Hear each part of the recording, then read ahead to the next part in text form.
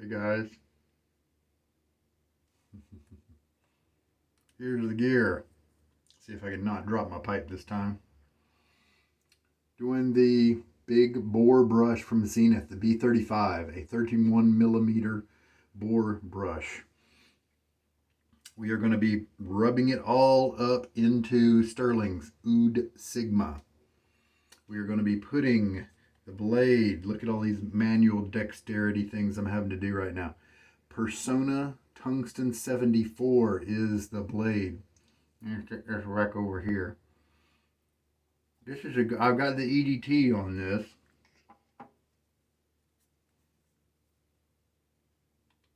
We're going to put the razor in this long comb Gillette New. It's a vintage razor, of course. And new is in all caps, is how we write that as we communicate about it online. It's the actual name as I put my pipe away. Gonna be doing too much talking to do smoking. It was in contrast with the old type razor. Let me flip my hat around so I can kind of see it. You can see my eyes and all that. I've had this soaking for a little while. Not a lot of time. Probably 10 minutes instead of the usual 15 or 20 or half an hour. But that's all right. It should do fine. Today for the lather bowl, we're going to be using the Dollar Tree DIY bowl here. We've got Dollar Tree glass beads in here that have been epoxied to the bottom with the two-part epoxy, you know, the good stuff, the decent stuff. And this is a melamine bowl sold at the Dollar Tree at one point. I haven't seen them lately. Might be a seasonal item, you know, come and go kind of thing. The Gillette New is a series of razors that encompasses a lot of different variations. It includes a lot of different variations. And I believe, no, see, there was the new improved. There's the new, and then there's the new improved. The new improved had two-piece. I was going to say all the news had three pieces. The handle, the top cap, and the base plate. However, I thought of the new improved standard, the new improved, the Bostonian, for instance, the Belmont, I think is the name of another variation. Those are all ones that I think had the base plate permanently crimped, probably right here, to each other. And then they had twist knobs at the bottom. So, okay, well anyway, the new, in this case, these three-piece news are, I think, the earlier generation of them. I could be wrong though, don't quote me on that. And but they're more simple. This is a handle similar to the ball end tech, but the ball here is bigger than the tech, and once you start looking at that, you'll notice it easily. A lot of times with these handles, they're just brass tubes, and you'll see a little crack sometimes. And in some cases, it means things will come apart pretty easily.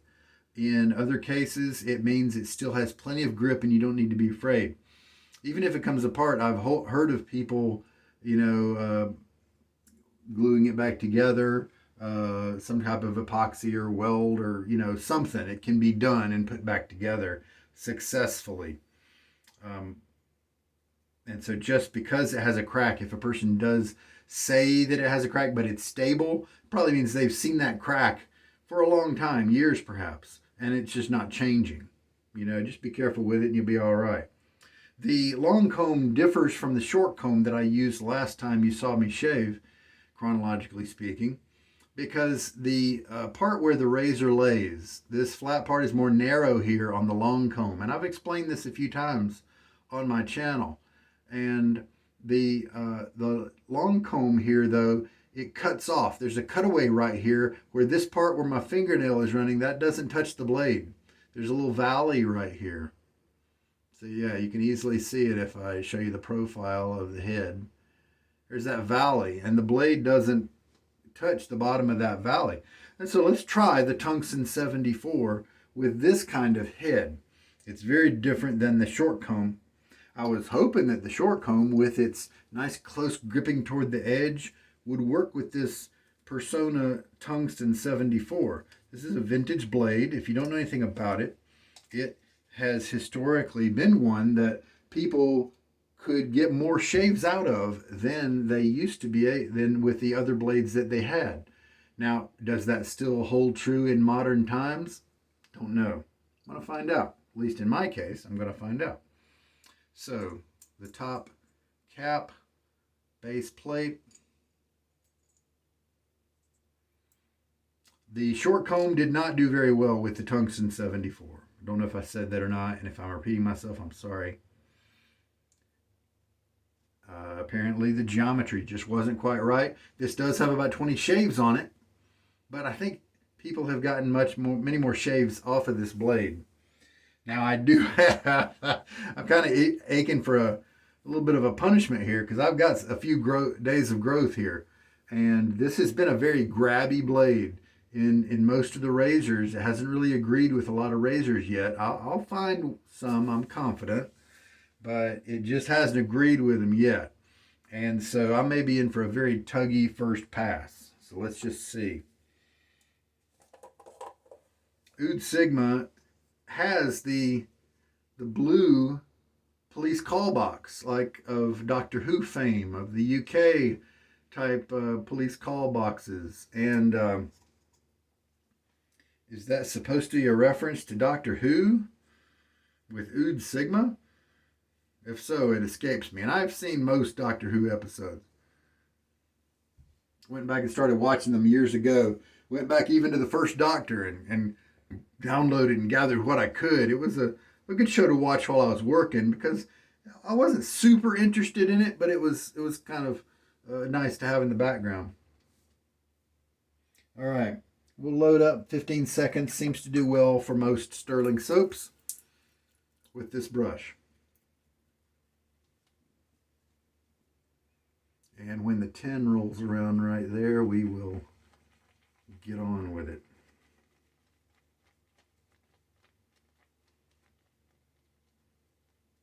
That's 10 seconds. And 15 should do nicely. Taking my little lather bowl here, and I'm just going to rake the kind of the excess froth out of the soap. Just why not? I'm going to get my face wet. Forgot to do that. Now these spices here, as I rinse off the sides of the tub, don't want that soap to build up and cause problems with the lid screwing on. Don't want it to stick. It's just a little pet peeve of mine. These kind of spices and scents here, it's almost musky, almost like Old English type scent. Is that why the Doctor Who, emblem is on it? At first, Oud Sigma, my mind was sent toward India, Oriental type spices, But just now, it could have been and I've used this soap at least once before. I do have the cologne for this one that I have used a couple times. And I think it maybe is in that Nag Champa family of scents. At least that's where my brain is putting it. And I kind of thought is kind of those Indian spices, but now I'm starting to see it more as that kind of rich old man musk kind of scent. English leather. But I bet it's not a dupe of English leather because Stirling has another scent called British leather.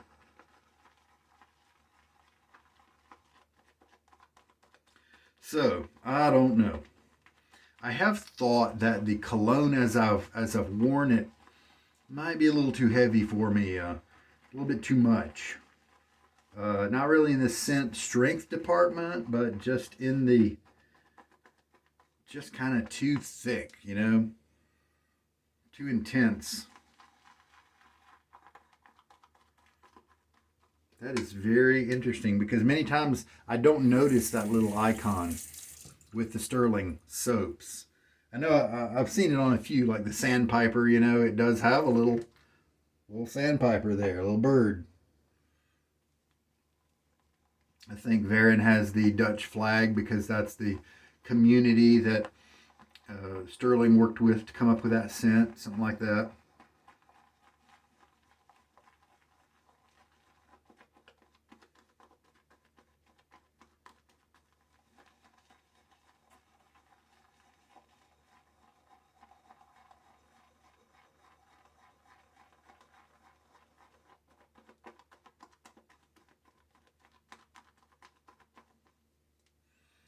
Lather's already looking terrific. Look at that gloss. Sometime as you're evaluating your lather, if you're using a bowl, take it and turn it up to the side and observe your lather. Does it move? Does it move slowly? Doesn't move at all. If you feel like it, add a little bit more water to it.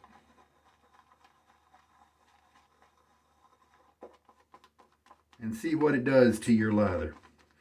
See if it does something you like. Does it feel more slick? Especially with a good soap like Stirling, usually makes it more slick. Usually that's something that people like.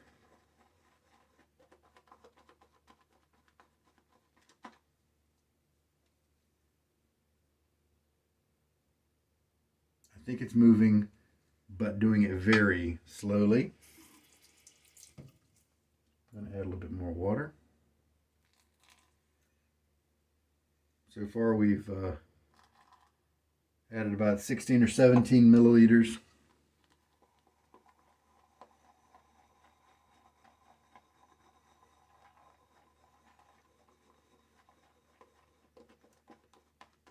I'm going to have to research now that I see this British call box, and now that I'm smelling things that are more old man English musky rather than intense Indian spices. I'm gonna have to reread the description. And of course, the British ruled India for a while, so it could be that's some natural correlation there between those scent families.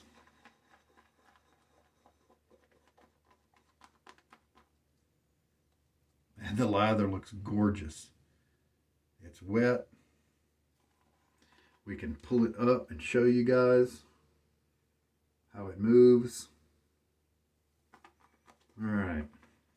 The brush here, how's it doing? Is it splaying easily, and how much? I can't really tell with this bowl. Since it's more narrow at the bottom, it's a little harder to tell how much of the brush is splaying.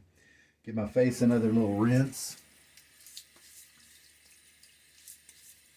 A lot of stubble on my face.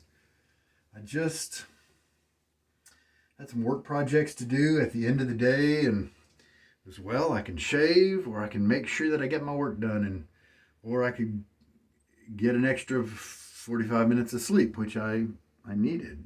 So I just kind of made those choices. That's the way life goes. All right. This is the MOAR BOAR brush. We are using it. I'm using it for a while because we just got it at the end of like mid-February. And I want to put a good number of uses on it right away instead of kind of letting it sit and being part of a rotation. And also I'm doing a hairdryer treatment on this one. Don't think I have a hairdryer around here. So I won't be able to do it right after this shave. I can really feel the stiffness of the brush here, and as you can see, there's not a whole lot of lather going on. There's sure a little bit around the root here, and so I could do a little roll operation, but I can just go back to the bowl here and get a little bit more. I think I didn't do a face wash, and so the oils in my excessively long stubble, I think, have kind of worked to kill the lather.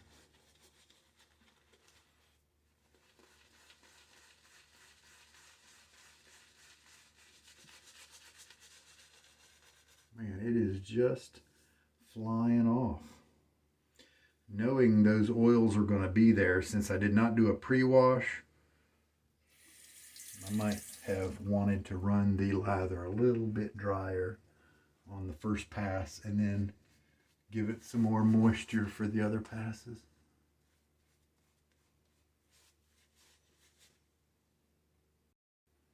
All right, Tungsten 74, got your work cut out for you today.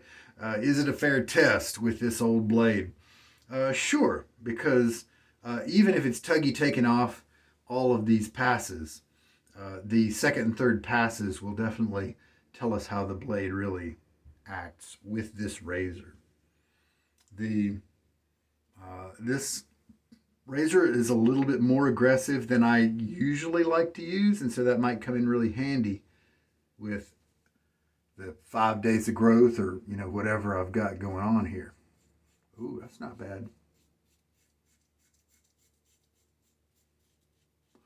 Since this head design is a little different with its lack of underblade support, I was hoping that maybe that would give us some kind of a different experience than I've had lately with this blade, because those other razors just are not holding that blade at the right angle to make it work well. And that's really odd, because what I'm experiencing right now, I feel like I got a good shave on this side, but over here it's just not touching the hairs. Let's check the alignment. It shouldn't be an issue with this particular razor. Did it fill up with stubble, and then become ineffective?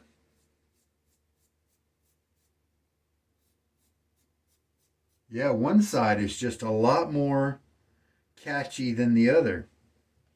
A lot more effective. That's interesting. So what I'm going to do is,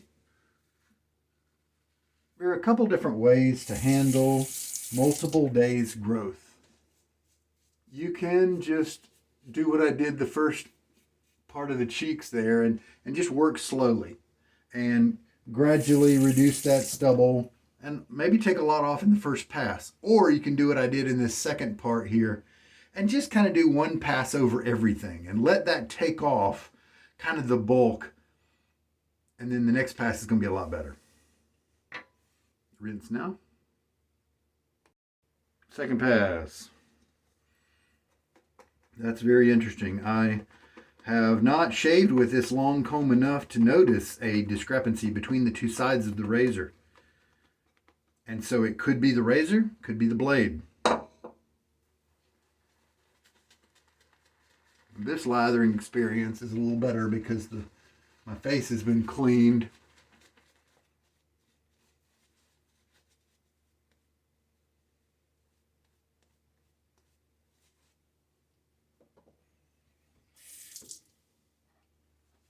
Now, since we were having kind of an issue with a little bit of hair building up in a couple of small places, I just wanted to check it. No hair there. So this side was done so well, I'm going to go right to the proper direction, the usual direction of the second pass, which is across the grain. It's not quite 100%. It's not quite all the way 90%, 90 degrees, but it's pretty close. Now the other side, and see again, we run into just it really not being effective. Even if I change my angle, it doesn't make a difference. If I flip to the other side, now that's catching some hairs. That is very interesting.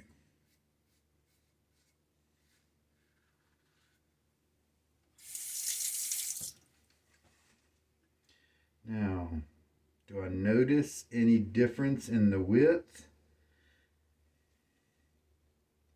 Can it be moved and centered properly? Those DE89 types, you kind of have to do that with, and there's nothing wrong with that. That's just the way they were built. They're just not precision made. And so you do have to check the blade every time you put a new one in, and just make sure it's properly centered. The Mercours, the Jagger DE89, Muley DE89s, any of those types. Most Parkers, you need to just check the alignment of the blade after you install a new one. Here we've got a little bit of excess lather on my face.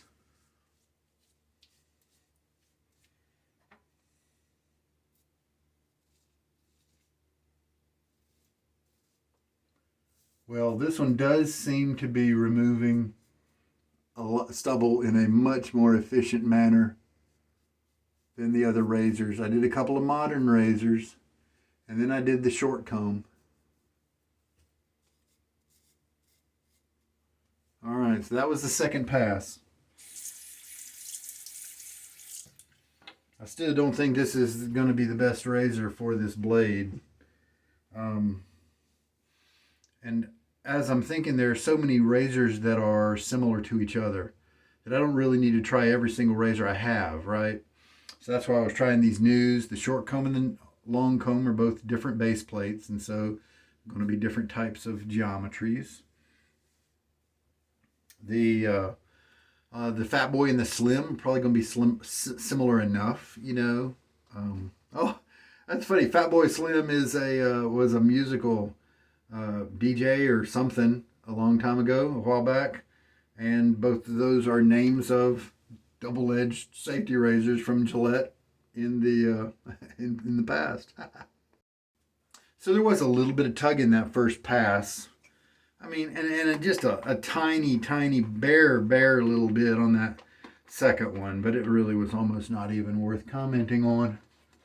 But there are definitely some patchy areas that need some good shaving technique happen to them. And then we'll be able to tell if maybe this is so far the reigning champion with the Personna 74. The old type is definitely one that I'm going to try with this blade. The Vetivers are also a different type of head that I think would be worth it. The vintage Gillette adjustables, like I said, probably should be on the list. Maybe some of those new improved, you know, because the Bostonians and the new improved standards are usually more aggressive than I prefer. And so that, who knows, could that mean that they work better with this blade for me? Maybe this blade renders them more normal instead of too aggressive.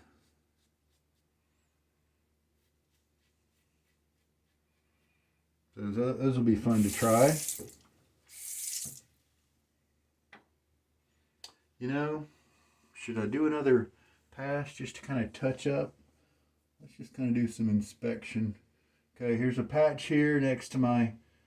I'm not able to do as good of a cross grain right here because it's so close to my goatee, and so that's probably why that got... Oh, wow, there is a patch right here that looks like it wasn't even touched. Wow, I have got to get that guy.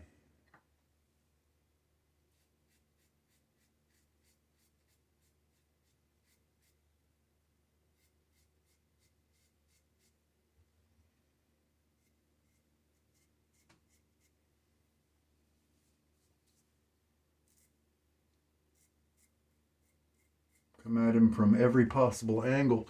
And I was starting to come at him from mostly a cross grain angle, and I would gradually get more against the grain. And you just have to be on top with your lather game right here so that you don't get irritation.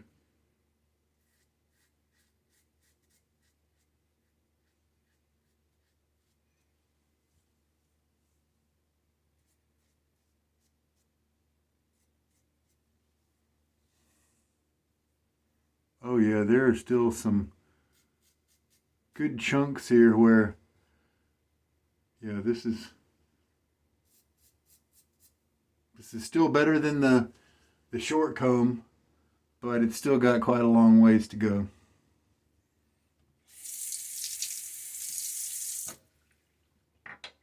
Now let's get a full rinse.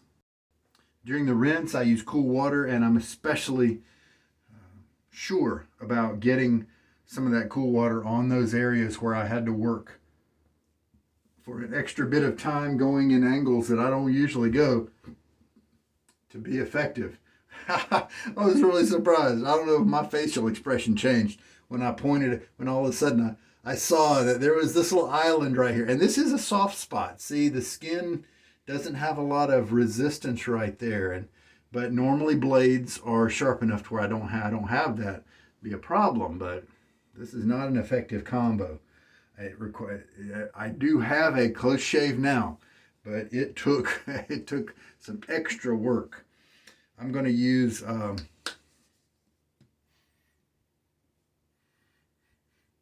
am smelling the scent here, that kind of musky cologne scent of the Oud Sigma, and I'm a big Oud fan usually. This may be Oud kind of pointed in a way or tweaked in a way that I don't quite like as much. That's the vibe I'm getting, but it could be that I use it more and I get used to it and I like it more. I perceive different things from this scent and then I like it more. So who knows? We'll see. What do I get right now? That is really interesting. It definitely jumps out as something I've smelled before. It's that English police box made me think of it in a different way. Instead of being, I almost expected like the Taj Mahal or something, some type of Indian or middle, the Eastern type of monument or, something. I thought that was what would be on there. And so the call box just definitely surprised me. How about that? Power of suggestion. Probably what it was there, both in the sense of me smelling it blindly kind of for the first time because I had read the notes a little bit. And then with me twisting a little bit now because of the police call box. All right. My face still has a little bit of moisture, and so that's a good time to, let's put on some, I'm a big fan of Mountain Man from Stirling.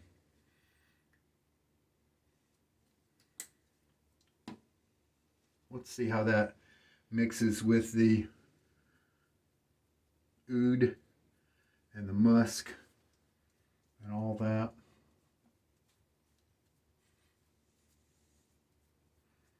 Since it's kind of heavy and kind of savory almost, if you put on other scents after such a heavy thing, your nose being used to that kind of intensity or heaviness can sometimes cause you to smell totally different things in the next scent you bring along.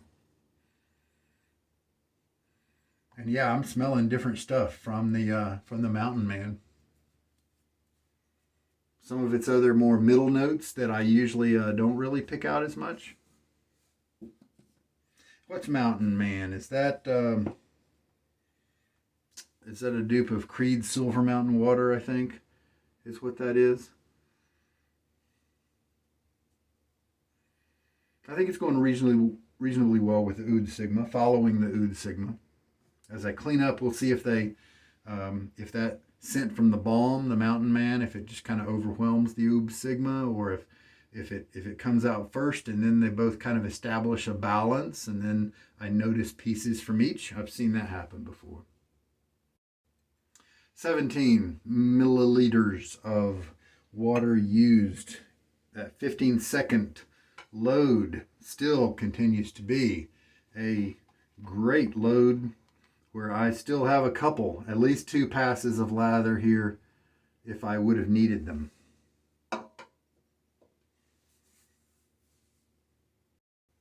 Okay, now that was really funny. I had, funny as in strange, I had just finished stropping the brush over here on the towel, and this is what it looks like after that. And as I was moving over here to look at some of the items I have on the counter, on the little windowsill over there, to clean them up and figure out what I needed to do, all of a sudden I drifted my head into a place where all of a sudden that the mountain man smell that I was used to kind of greeted me and came up, and then I realized it was actually working really well with the Oud Sigma. That's pretty cool. I'm going to disassemble. You don't have to disassemble your razor after every shave. I usually do, and that's what happens when you disassemble it too much. I usually do because I'm usually using a different blade, at least a different razor every time. Even with my Nasset, when I'm using the, I finished the 500 shave a few days ago, and I am using that with, right now, the razor that's doing the best with it is a Timeless Open Comb 68 is the size. And even with that one, even if I know I'm going to be using it again, I'll still take the blade out and dry it, because I wonder if drying the blade keeps micro rust at the tiny edge level. If it keeps it at bay, it helps to prolong the life. I don't know. So I clean that one as well.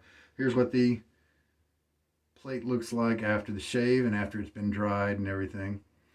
And I was talking about variations with the these open comb razors, these news, and there are a lot, and I've shown a few on my channel here. There are some where the top cap has pins, round pins, instead of this long rail. There are others where this is just, it doesn't change thickness, and it doesn't really have a groove in it. It just is a plate that goes all the way across, and it does have the waviness to kind of have the drop right here and then raise up, go across, and then the same thing over here. But then it doesn't have this here because it uses two slots that are in the top cap instead of this rail that goes all the way across.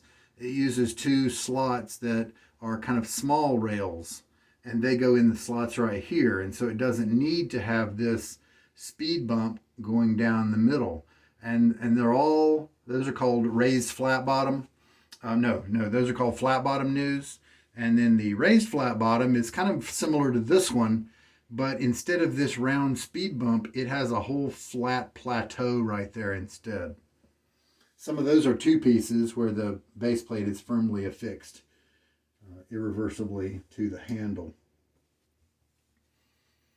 Yeah, okay, the leatheriness is coming out more in the Mountain Man as minutes go by here. That's really cool, because that of course we know leather and oud go really well together, so those two scents are really matching together nicely. So shave recap. The Dollar Tree bowl continues to do well.